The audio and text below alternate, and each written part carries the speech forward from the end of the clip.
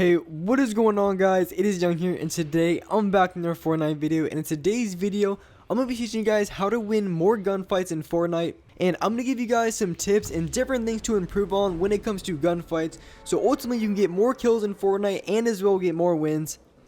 And before we get into the video, I'm going to be launching up another V-Buck giveaway. If you guys want to win a chance to win some free V-Bucks, all you have to do is to drop a like on this video. Make sure you're subscribed to the channel, turn on my notifications, and leave a comment down below of your Xbox gamer tag, PSN gamer tag, or Epic account. And if you guys haven't already, make sure you guys add me on Snapchat. It is Young Humor YT. I'm very active. I have a lot of cool stuff going on over there. So make sure you guys add me on Snapchat. And alright guys, let's go right to the video.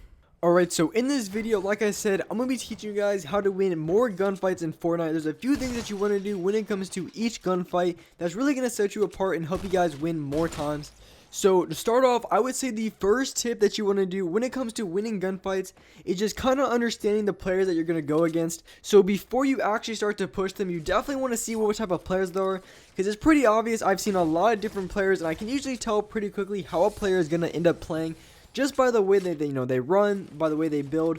So you can kind of tell if someone looks like they're about to overbuild. Someone builds like completely crazy. They build like 6 stories above me for absolutely no reason. I can kind of tell before I even get to the gunfight what kind of player they are, and by their skin as well. A lot of noobs run the same type of skins, and a lot of pros run the same types of things. I know it's kind of a stereotype, but you're definitely going to see a lot of good players running the certain type of skins. And soccer skins, the most sweaty skins in the entire game. If you see a soccer skin, I mean, just run the other way, because they're going to be the sweatiest players you've ever seen.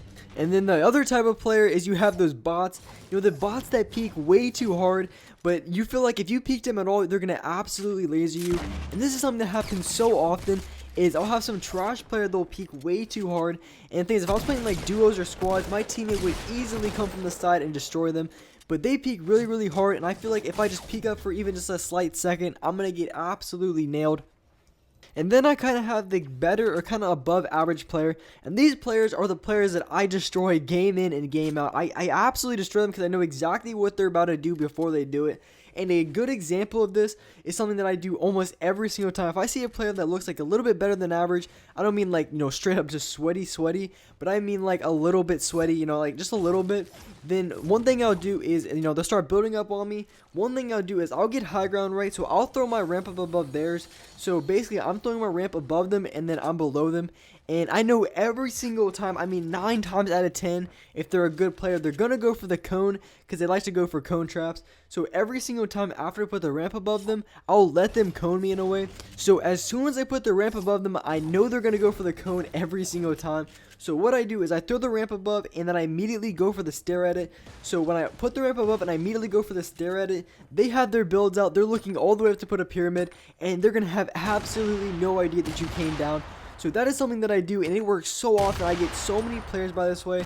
And even if they don't go for the cone, a lot of times once you ramp above them, they're going to turn around. Sometimes they shoot you out, you know, if they're a complete noob, and you can kind of tell if they're a spraying type of player, then of course they're going to shoot you out. But a lot of players, a better player, they're going to turn around and try to regain high ground, something along those lines, or they're going to go for that cone. And if they try to go for that cone, I guarantee I'm going to clap them every single time, because I'm going to catch them off guard. And the thing is, I'm not going to wait for them to cone me and then go for it, because they're going to go for the trap kill, I already know. So it's like instant. As soon as I throw the ramp up, that is when I go for the edit, and then I come down on the other player.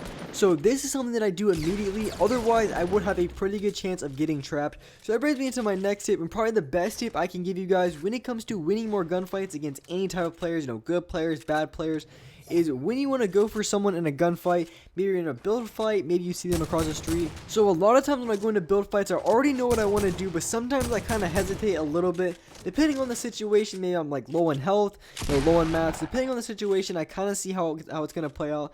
But the best tip I can give you guys when it comes to winning gunfights is you don't want to hesitate at all. If you want to go for a push, then go for a push. If you don't, then don't. You kind of don't want to get stuck in that middle ground, because once you get stuck in that middle ground, is a lot of times, you know, I'll build up and I kind of don't know if I want to go for a high ground, because I don't know if they're overbuilding or whatever the case may be. And sometimes it screws me over because I pretty much just let them get high ground.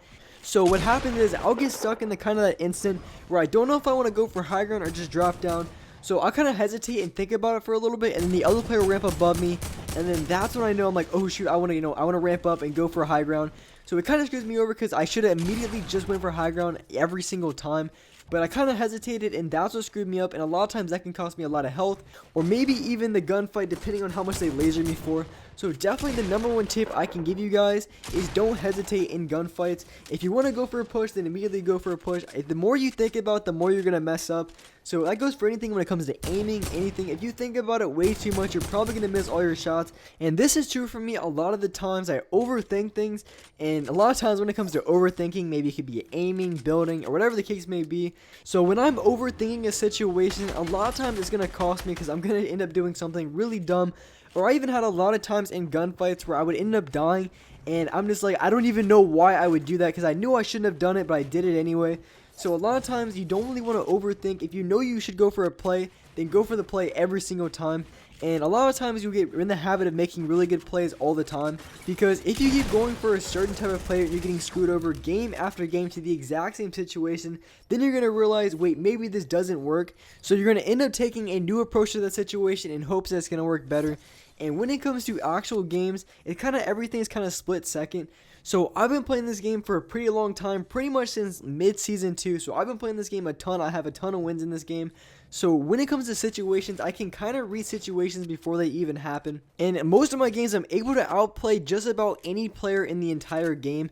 So in game-to-game situations, a lot of times, the only thing that really costs me in games is when I overthink a situation like I've been talking about. Because when I go into the situation, I pretty much already know what I need to do. If they're overbuilding, all I need to do is just drop down, shoot them out. But also take a look back up, making sure they're not dropping down as well.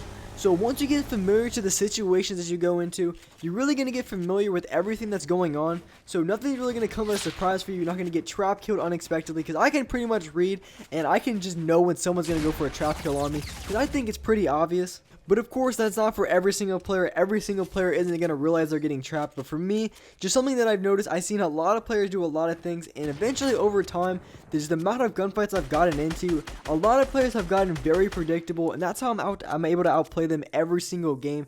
It's because players get really, really predictable. Because after a certain period of time, if you keep doing the right things and you get very good at the game, you're going to realize what people are doing before they even do them. So another tip I can give you guys when it goes to winning gunfights, and this goes back before you even fight the player, a lot of times you can kind of tell what kind of player they are just by the guns that are using. So a lot of times in late game situations especially, I'm definitely going to see if the other player has a scar or not, because the scar is an absolute monster, and if they get a headshot, that's 70 damage, body shots are 36, so I definitely have to play that different than a player who's just using an SMG. So before going into the gunfight, you definitely want to see what type of guns the other player is using, because like I said, if there's scar spamming you, you're going to get in a really bad spot very quickly, because the scar is just an absolute monster. So when someone's using a scar against you, I would say the best counter to that is just using a shotgun and then placing a wall. Because a lot of times the people who are using the scars are the people who are just going to be spraying and spraying and spraying. So a really good thing that I do is when it comes to people who run up against your wall and spray, or just anybody in general who sprays, and this is the tip that I use every single game, is I wait for that reload timer, because if they're spraying at your wall and you want to go for a shot on them, want to go for a play on them, I wouldn't recommend just going for the shot immediately, because like I said, they're just going to keep spraying, and a lot of times they're going to laser you every single time. So the best thing you can do is wait for that reload time, wait for them to start reloading, and once they start reloading, that's when you want to make your move. I mean, that could be within reloading, popping a heal, going for a push. The reload timer is definitely something that you want to play off of, and it's been very effective for me. This is something I do every single game, because when someone's walking up against your wall, it can be a scar, it could be a P90, wherever gun it is. Always wait for that reload timer, because after they start reloading, they're not going to be able to shoot you. And if you ramp above them while they're reloading, well, they pretty much have two options. They can either decide to ramp up, with a lot of good players would do that. They'll ramp up immediately, or they can wait for the reload and get the reload off, which a lot of noobs do, and then they'll continue to spray. But at the same time, once they hit that reload timer, then that's going to be your best opportunity to make a play. So I wouldn't recommend if someone's spraying at you to pop a heal. I would always recommend waiting for that reload timer to go off. I would definitely say the main takeaway from this video is when you're going for plays in Fortnite, whichever decision you decide to make, where you want to take a shot, whether you want to build, whatever you'd want to do, always make sure that when you go for it, you always want to make sure it's a sure thing. You don't want to hesitate, because that's when it's going to screw you over, and you're going to lose a lot of gunfights because of it. And a lot of times you can even make the wrong decision, but just because you play so aggressive, you can maybe even get out of the situation just because of how aggressive you played. But anyways, guys, that's all for this video. Hope you guys enjoyed this video. Hope you guys learned something. If you did, make sure to drop a like on this video. video, make sure to subscribe to the channel, turn on my notifications so you're notified for every single new video. And alright guys, I will see you in the next video.